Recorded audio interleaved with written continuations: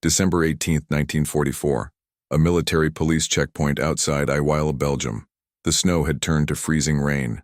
Corporal Edward Henley stood in the roadblock's shadow, checking papers with numb fingers. Behind him, the thunder of artillery rolled through the Ardennes hills, the sound of Hitler's last offensive tearing through American lines. Refugees streamed westward, mixed with soldiers who had lost their units in the chaos. Every face could hide an enemy. The brass had warned them. German commandos were operating in American uniforms. They spoke English, carried forged papers, knew American culture. Traditional security was useless. Passwords had been compromised. Documents were perfect. The infiltrators had been trained by the best intelligence services the Reich could assemble. Henley had questioned hundreds of men that morning, asking about baseball teams and movie stars, state capitals, and popular songs. Some answered perfectly. Others stumbled. But which stumbles meant ignorance and which meant enemy action? Then a lieutenant from G2 Intelligence handed him a single sheet of paper. On it, one question. Do you have a cigarette? 5 words. Simple, innocent, mundane. Yet in those 5 words lay a cultural trap that German intelligence had never anticipated. A linguistic fingerprint that would expose 17 infiltrators and reveal how deeply culture embeds itself in the smallest habits of speech. The strategic situation in mid-December 1944 had lulled Allied commanders into dangerous complacency.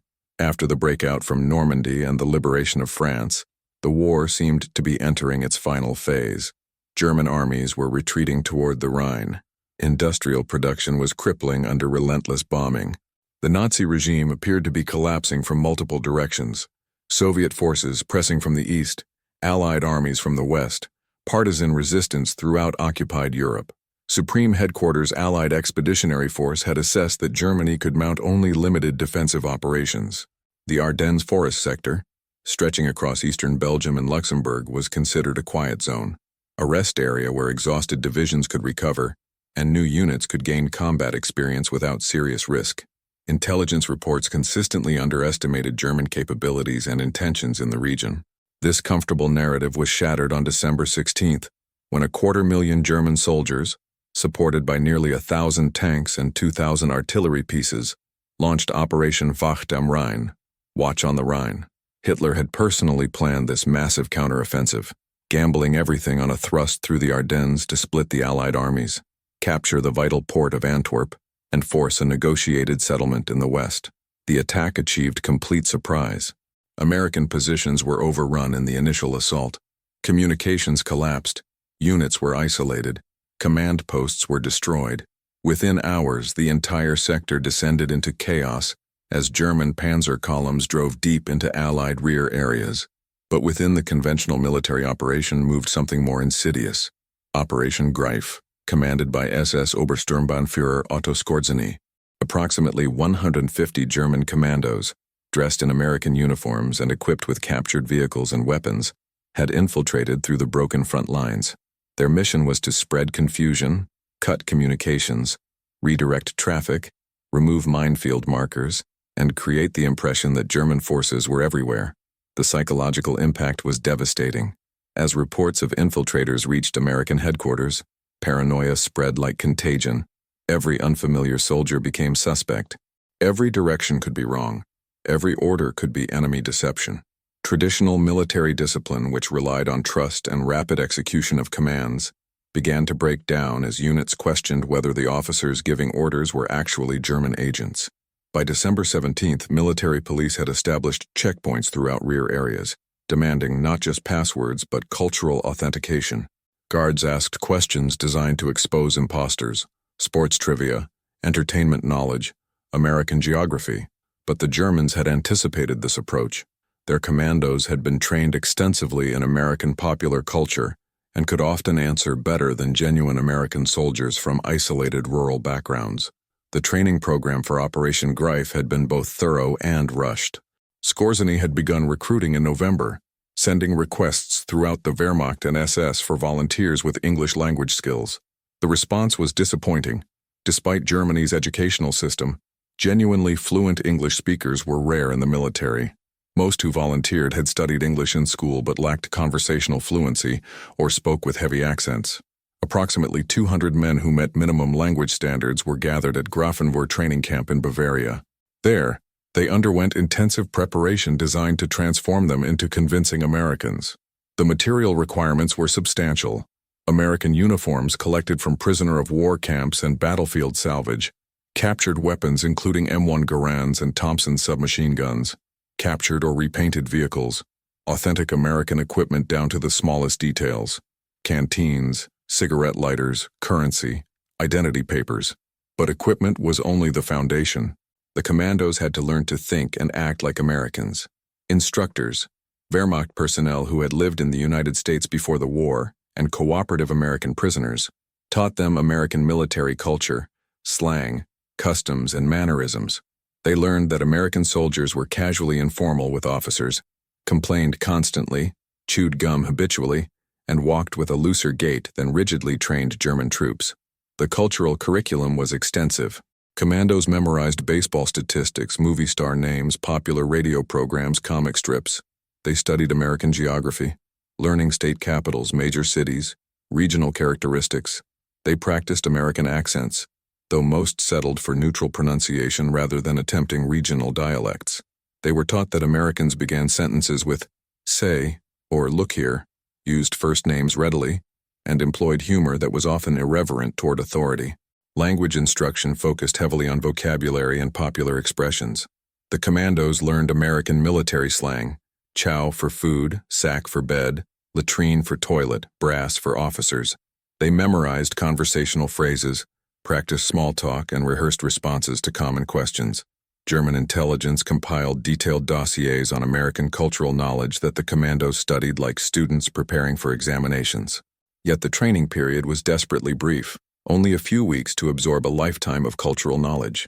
Language learning specialists understand that true fluency requires years of immersion, that culture is absorbed gradually through thousands of social interactions, that authentic communication involves not just vocabulary, but rhythm, intonation, gesture, and context.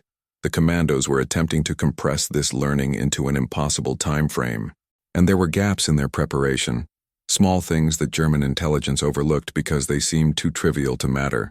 How Americans asked for cigarettes was one of them. The German offensive's first hours were catastrophic for American forces. The artillery barrage that began at 05:30 on December 16th destroyed communications and isolated units across the sector. As dawn broke through fog and snow, panzer columns and infantry waves crashed into positions held by inexperienced or exhausted American divisions.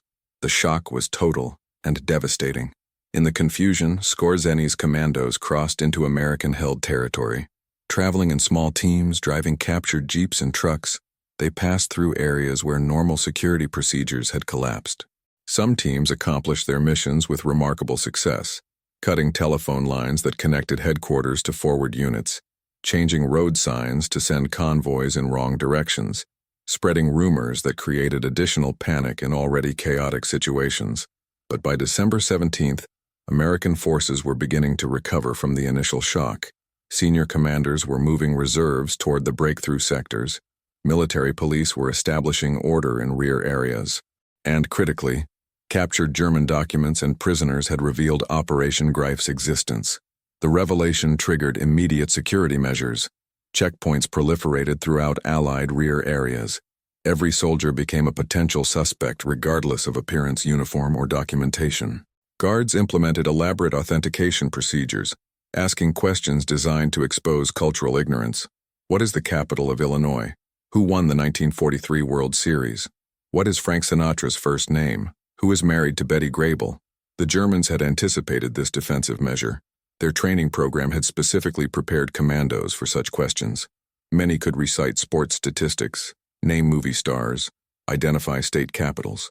Some had actually lived in America and possessed genuine familiarity with American culture. The questioning often failed to identify infiltrators while simultaneously creating bottlenecks that slowed legitimate military traffic. American intelligence officers recognized the problem. Cultural trivia questions were too easy to prepare for, too dependent on specific knowledge that varied by region and background. A soldier from rural Montana might not know details about New York entertainment that a German who had lived in Manhattan could answer perfectly. What was needed was a test that didn't rely on factual knowledge, but on something deeper, on language patterns so automatic that they operated below conscious thought. Captain Richard Hartley, an intelligence officer with background in linguistics, began analyzing interrogation transcripts of captured commandos. He noticed something curious. When asked casual questions about cigarettes, requests that German speakers would phrase one way, the commandos' responses revealed subtle but consistent patterns that differed from native English speakers. The difference was grammatical, embedded in the deep structure of how languages handle certain types of requests. The paranoia generated by Operation Greif exceeded anything Skorzeny's small force could have achieved through actual sabotage. The mere knowledge that infiltrators existed created a crisis of trust that paralyzed American command structure far more effectively than any physical disruption.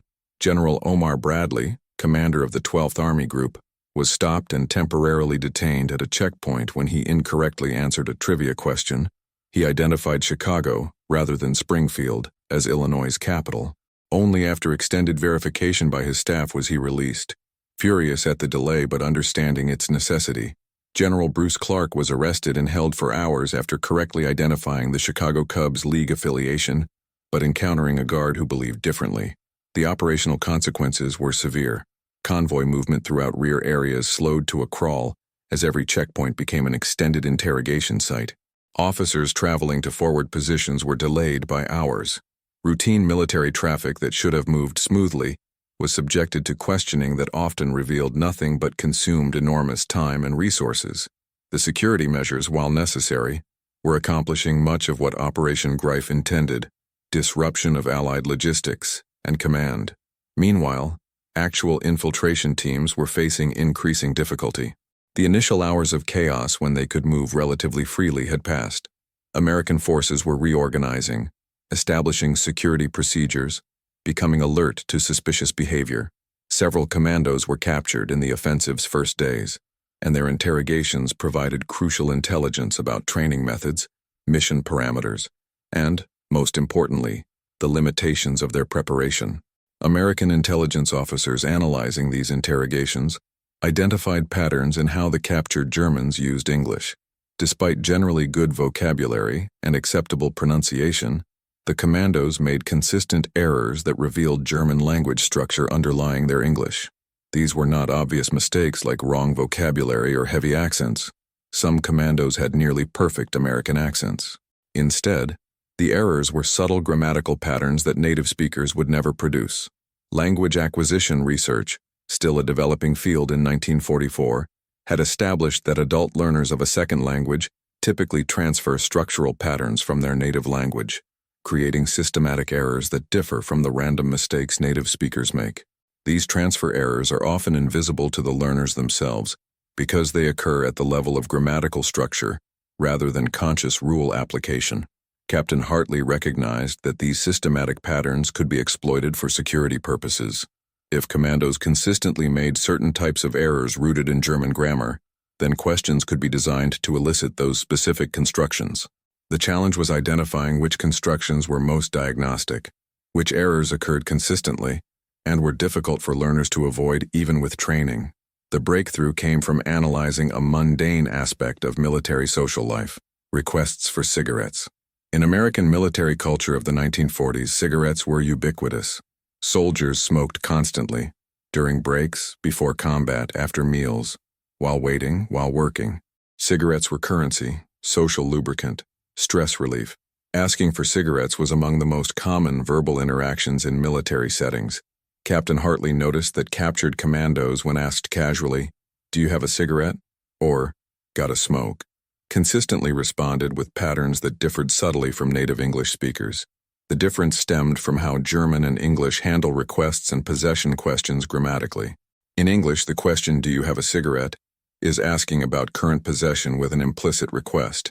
The natural American English responses are, "Yeah, here," offering, "Sorry, I'm out," declining because of lack, or "I don't smoke," declining because of principle. These responses are grammatically simple, idiomatic, and automatic for native speakers. In German, the equivalent question "Hast du eine Zigarette?" translates literally as, "Have you a cigarette?" German speakers learning English often transfer their native grammatical patterns producing responses that are grammatically correct but pragmatically unusual for the specific context. They might say, "Yes, I have," instead of "Yeah, here," which is grammatically perfect English, but not the natural idiom native speakers would use when actually offering a cigarette. More significantly, German language structure handles negation differently in such contexts. German speakers might respond, "No, I have not," or "I have none," rather than the more natural American, "I'm out," or "Sorry, fresh out." These responses aren't wrong. They're just structured in ways that reveal the German grammatical template underlying the English surface. The pattern was consistent enough to be diagnostic. When Hartley tested captured commandos with the cigarette question, asked casually, unexpectedly, in the context of informal conversation rather than formal interrogation, they almost invariably produced responses that followed German rather than American English pragmatic patterns. Hartley drafted a simple protocol. Checkpoint guards should casually ask soldiers for cigarettes during document inspection. The question should be asked naturally, as if the guard actually wanted a smoke. Guards were trained to listen not just for accent but for response structure. Did the soldier use natural American idioms? Did the grammar follow native speaker patterns? Was the response automatic and fluid, or did it show signs of conscious translation? The cigarette question was brilliant in its simplicity. It tested linguistic competence at a level German training hadn't addressed. It was asked in a context where the soldier was already under stress from checkpoint inspection. And it appeared innocuous, a casual request rather than an examination. For the German commandos, Operation Greif represented a profound psychological burden that went beyond physical danger. They were soldiers stripped of their identity, advancing into enemy territory disguised as the men they were ordered to kill. Every interaction was a performance. Every moment required maintaining a facade that felt increasingly unnatural as stress accumulated. The commandos described later, those who survived, the experience as a form of psychological dissolution. To successfully impersonate an American soldier required suppressing their German identity, their language, their thought patterns, their cultural reflexes, their personal histories. Yet they could never fully inhabit the American role because doing so required lifelong immersion they did not possess. They existed in liminal space between identities, neither fully themselves nor fully their disguise. Many felt profound moral discomfort about fighting in enemy uniform. German military tradition, despite its brutal corruption by Nazi ideology, still maintained certain concepts of honor and direct confrontation. Deception operations, while tactically valuable, violated these martial values. Fighting, while disguised as the enemy, felt fundamentally dishonorable to men raised in a culture that valued courage, direct combat, and visible identification as German soldiers. The commandos also understood that their operation endangered all German prisoners of war. By fighting in American uniforms, they created an atmosphere of suspicion that could lead to summary executions of legitimate prisoners. They knew international law prohibited fighting in enemy uniform, and that capture would likely mean execution. This knowledge added immense pressure to an already psychologically demanding mission. For American soldiers, the infiltration threat created different moral challenges. The paranoia it generated destroyed trust, the foundation of military cohesion. Combat units depended on instant trust in anyone wearing the same uniform. Operation Greif poisoned that trust. Every unfamiliar soldier became potential enemy. The bonds holding military organizations together began to corrode under the acid of suspicion. The cigarette question, when it proved effective at identifying infiltrators, became a small anchor of certainty in a situation defined by uncertainty. It was a test that worked not through aggression or intimidation, but through casual interaction, a moment of apparent normalcy that actually functioned as sophisticated linguistic examination. Guards who used it felt they were testing something real rather than arbitrary trivia. Yet the question's effectiveness came with troubling implications. It meant that language itself could betray identity, that people carried grammatical fingerprints revealing their origins. For immigrants or children of immigrants serving in American forces, men whose English might carry traces of parents' native languages, the cigarette question could create anxiety, even when they had nothing to hide. Word of the cigarette question spread rapidly through American military police and security units in late December 1944. Unlike trivia questions that required guards to know correct answers and evaluate responses against them, the cigarette question required only that guards recognize natural versus unnatural English patterns, something native speakers could do intuitively, even without linguistic training. Implementation was simple.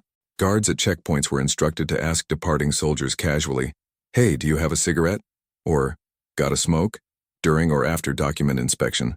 The request should sound natural, unforced, like the guard actually wanted a cigarette rather than conducting a test. Guards were trained to observe not just what was said but how it was said, the speed of response, the grammatical structure, the pragmatic appropriateness, the fluency. The technique proved remarkably effective.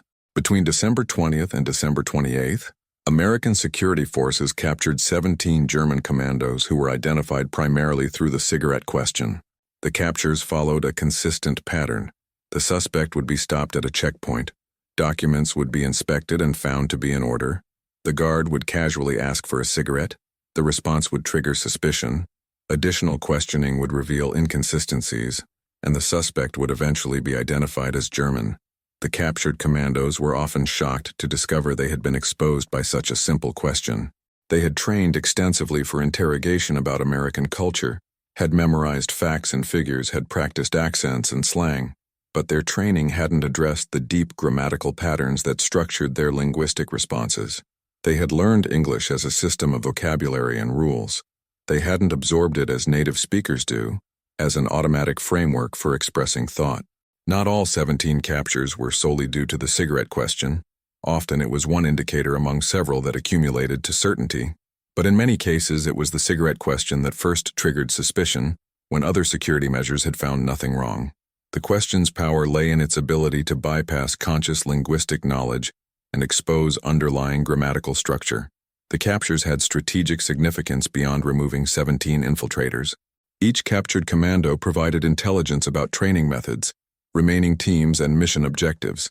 Interrogations revealed that most infiltration teams had already completed or abandoned their primary missions and were attempting to return to German lines or survive until they could surrender safely. The security net was tightening. More broadly, the cigarette question's success demonstrated that cultural authentication could be based on linguistic structure rather than cultural trivia. This insight would influence post-war intelligence training and counterintelligence methodology, leading to more sophisticated approaches to identifying foreign agents. The cigarette question represented the intersection of emerging linguistic science and military intelligence necessity. In 1944, modern linguistics was still a relatively young field. The structural analysis of language, understanding how languages organize grammar, semantics, and pragmatics differently, was advancing but not yet widely applied to intelligence work. Captain Hartley had studied linguistics before the war, though his degree was in modern languages rather than theoretical linguistics. He understood that languages were not simply different vocabularies mapped onto universal grammar, but fundamentally different systems for organizing and expressing thought. Each language carved up reality differently, handled requests differently, structured social interaction differently. This understanding allowed him to recognize what German intelligence had missed, that teaching commandos English vocabulary and grammar rules was insufficient for producing natural English usage. Native-like fluency required internalizing not just rules but patterns of usage that reflected English-specific ways of structuring interaction. The cigarette question exploited this gap. The question worked because it targeted pragmatic competence, the ability to use language appropriately in specific social contexts, rather than just grammatical competence. A German speaker could learn all the grammatical rules of English and still produce responses that were grammatically correct, but pragmatically unusual. The cigarette question caught this pragmatic difference. Language acquisition research, which would develop extensively after the war, would confirm what Hartley had discovered empirically, that adult second language learners typically acquire grammatical competence faster than pragmatic competence. They learn rules and vocabulary relatively quickly, but take much longer to learn when and how to use specific constructions in specific contexts. This disparity creates a window where learners can be identified not by obvious errors, but by subtle inappropriateness in language use. For intelligence professionals, the cigarette question's success suggested broader principles. Effective authentication of identity required testing not just what people knew, but how they used knowledge, not just whether someone could recite American facts, but whether they employed language in ways that reflected genuine American socialization. This realization pointed toward more sophisticated approaches to both training deep cover agents and identifying foreign operatives. Post-war intelligence agencies would invest heavily in linguistic research, seeking to understand what aspects of language use were most difficult to acquire through training, and therefore most diagnostic of native versus non-native speakers. The cigarette question also revealed the limitations of classroom-based language training. No matter how intensive the instruction, students learning a second language in artificial environments rarely acquired the full pragmatic competence of native speakers. True linguistic authenticity required extended immersion in genuine social contexts, where language was used naturally rather than taught explicitly. By late December, the German offensive was failing. American forces, after recovering from initial shock, had established defensive positions that slowed the German advance. The critical road junction at Bastogne remained in American hands despite being surrounded. Reinforcements were arriving. Clear weather allowed Allied air power to devastate German supply columns. The panzers were running low on fuel and ammunition. Operation Greif had effectively ended as an active operation. Most commandos had completed their limited missions, been captured, or gone into hiding hoping to survive until they could surrender safely. Skorzeny, commanding from behind German lines, recognized that his infiltration teams had achieved some tactical successes, but that the operation's primary impact had been psychological rather than operational. The 17 commandos identified through the cigarette question and other methods faced military tribunals for violating the laws of war by fighting in enemy uniform. The legal situation was straightforward but morally complex. International law clearly prohibited combatants from engaging in military operations while disguised as enemy forces. The prohibition existed to maintain clear distinctions between combatants and non-combatants, to prevent the erosion of protections for prisoners of war and civilians. Yet the commandos argued, truthfully, that they were soldiers following orders. They had not volunteered for dishonorable missions, but had been ordered to undertake operations by their military superiors.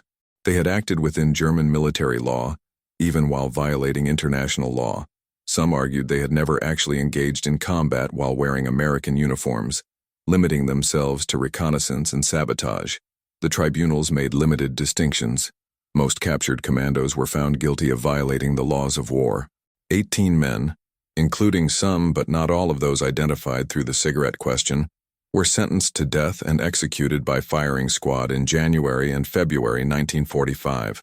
The executions were legally justified under military law but controversial even at the time. Some argued the men were soldiers following orders in wartime. Others maintained that the laws of war were clear, and violations required punishment to preserve their deterrent effect. For American soldiers who had manned checkpoints during those chaotic weeks, who had asked thousands of men for cigarettes and listened carefully to responses, the memory was complex. They had been thrust into a role that required linguistic judgment beyond their training, asked to distinguish friend from enemy based on grammatical patterns they could feel, but not necessarily articulate. Some had been wrong, others had been right. The cigarette question had been one tool among many, powerful but imperfect. The final days of Operation Greif were marked by desperation. Commandos still operating behind American lines faced impossible situations. Security had tightened dramatically. Their missions were largely complete or impossible to execute, and return through Allied positions was increasingly dangerous. Every checkpoint represented potential capture and execution. Several commandos abandoned their American disguises and attempted to infiltrate back through Allied lines in civilian clothes or German uniforms, stripped from the dead. Some succeeded in returning to German-held territory. Others were killed in the attempt. A few chose to surrender to American forces, hoping that military courts would distinguish between those who had engaged in combat while disguised and those who had conducted only reconnaissance. Those hopes proved largely unfounded. Military tribunals operated under strict interpretation of international law and intense political pressure. The paranoia and disruption caused by Operation Greif had angered Allied commanders. The trials were swift, the verdicts largely predetermined by the fact of fighting in enemy uniform, regardless of specific actions taken. Among those executed was Unteroffizier Manfred Pernas, one of the commandos identified through the cigarette question at a checkpoint near Malmedy. His documents had been perfect, his English accent acceptable, his knowledge of American culture adequate. But when asked casually for a cigarette, his response, "Yes, I have one," had triggered suspicion in the guard, who expected something more like, "Yeah, sure," or "Here you go." Additional questioning revealed inconsistencies, and eventually, Pernas admitted his identity. At his trial, Pernas testified about his training, his mission, his understanding of the risks. He maintained he had not engaged in combat while wearing American uniform, that he had conducted only reconnaissance. The tribunal found him guilty nonetheless. He was executed on December 21, 1944, at Henri-Chapelle, Belgium, along with 2 other captured commandos. The executions served multiple purposes: legal punishment under established military law, deterrent against future infiltration operations, and perhaps retribution for the chaos and paranoia Operation Greif had generated. They were controversial then and remain so. The tension between following orders and violating international law, between military necessity and humanitarian principle, between punishment and revenge. For those who had asked the cigarette question and heard responses that led to captures and executions, the moral weight was significant. They had used linguistic knowledge as a weapon, had identified enemies through grammatical patterns.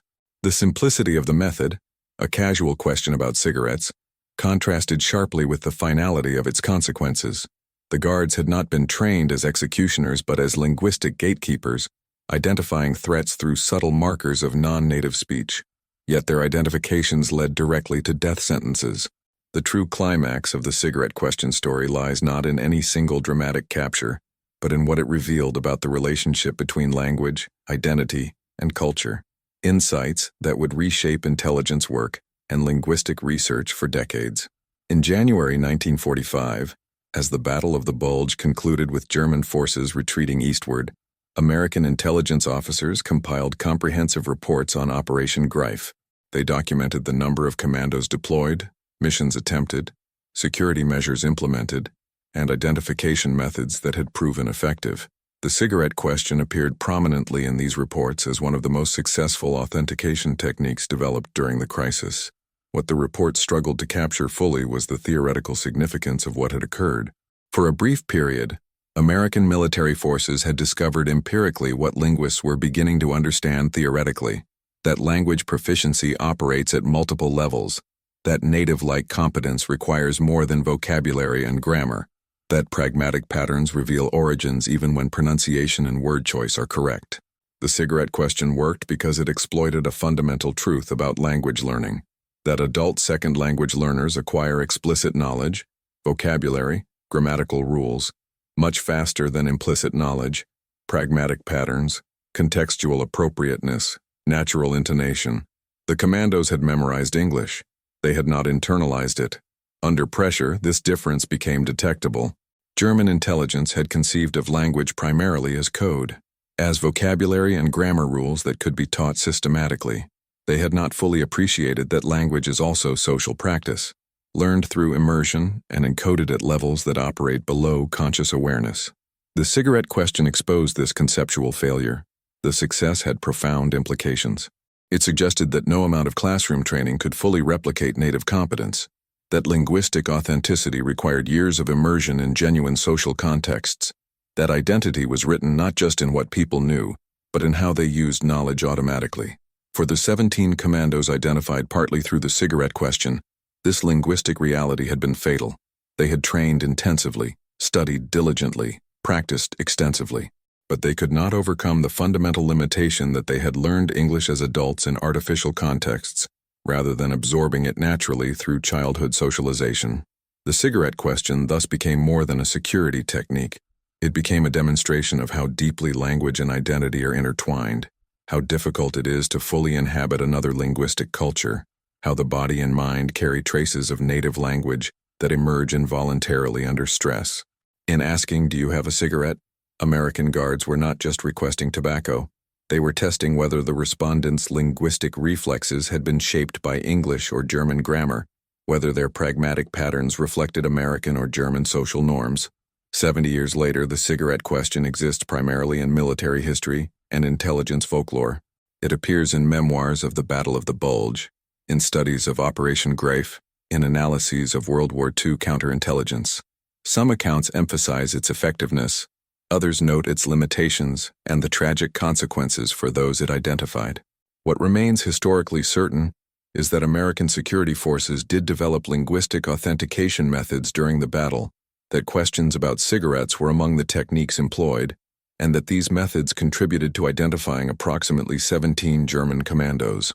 Whether the cigarette question was the primary factor in all these captures, or worked in combination with other indicators, remains debated among historians. The broader legacy of the technique extended far beyond its immediate tactical application. The cigarette question demonstrated that effective counterintelligence required understanding not just what enemies knew, but how they used knowledge. Not just whether someone spoke English, but whether they spoke it with native pragmatic patterns. Post-war intelligence agencies incorporated these lessons. The CIA, established in 1947, built language training programs that emphasized not just grammatical instruction, but cultural immersion.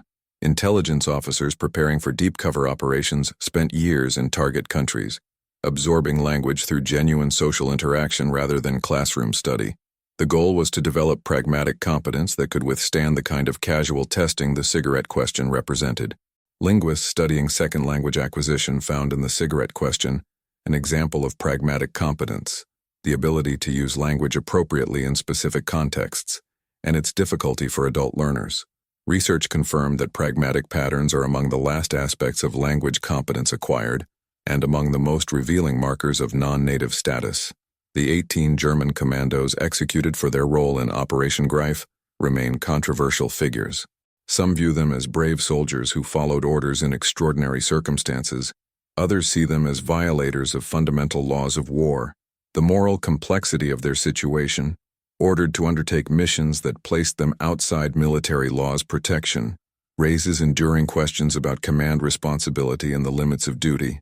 Otto Skorzeny survived the war and was tried at Nuremberg for war crimes related to Operation Greif. His defense successfully argued that the operation had been planned within international law's bounds, with commandos instructed to remove American uniforms before combat. He was acquitted, but remained a controversial figure until his death in 1975. The cigarette question itself faded from active use as military security returned to conventional methods, but it remained in military memory as a moment when ordinary soldiers discovered that language carried identity markers invisible to conscious examination.